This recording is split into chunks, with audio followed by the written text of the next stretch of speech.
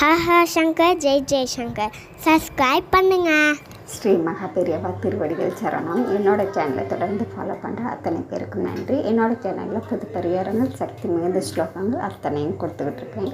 உங்களுக்கு ரொம்ப உபயோகமாக இருக்கும்னு நான் நம்புகிறேன். இந்த பதிவில் நாம் பார்க்க உடல்நிலை சரியில்லாமல் படுத்த படுக்கையாக இருக்கிறவங்க, இல்லை தினமும் மருந்து மாத்திரை தொடர்ந்து எடுத்துக்கிட்டே இருக்கிறேன் அப்படிங்கிறவங்களும், இல்லை தொடர்ந்து எங்கள் வீட்டில் ஒருத்தர் மாற்றி ஒருத்தர் உடல்நிலை சரியில்லாமல் போய்கிட்டே இருக்குது, என்ன காரணம் அப்படின்னு தெரியல அப்படிங்கிறவங்களும், எப்படியாப்பட்ட டாக்டர்களால் கைவிடப்பட்ட நோயாக இருந்தாலும் சரிங்க, இந்த பதிவில் நான் கொடுத்துருக்கக்கூடிய மந்திரத்தை நீங்கள் தினந்தோறும் முழு மனதோடு சொல்லிக்கிட்டே வரும்பொழுது கண்டிப்பாக மருந்து மாத்திரையே இல்லாத அளவுக்கு உங்களால் வாழ முடியும். படுத்த படுக்கையாக இருக்கிறவங்க கூட எழுந்து நடமாட முடியும்.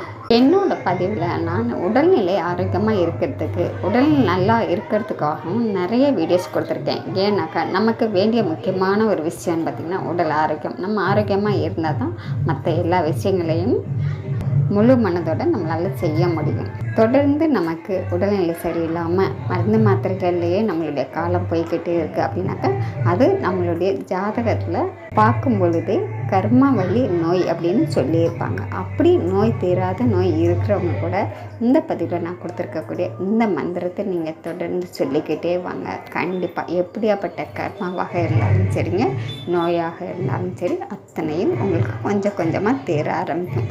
நீங்களும் ஒரு நல்ல நிலைமையில் வாழ ஆரம்பிப்பீங்க. எந்த ஒரு வழிபாடும் பூஜையுமே நீங்கள் முழு மனதோட நம்பிக்கையோட சொல்லும் பொழுது உங்களுக்கு உடனடியாக பலன் கொடுக்கக்கூடியதாக இருக்கும். அந்த மந்திரம் நான் ஸ்க்ரீனில் கொடுத்துருக்கேங்க. இன்றைக்கி ஞாயிற்றுக்கிழமை, இன்றைக்கே சொல்ல ஆரம்பிங்க. கணக்கே இல்லாமல் சொல்லுங்கள். நன்றி. நம்ம அடுத்த பதிவில் பார்க்கலாம்.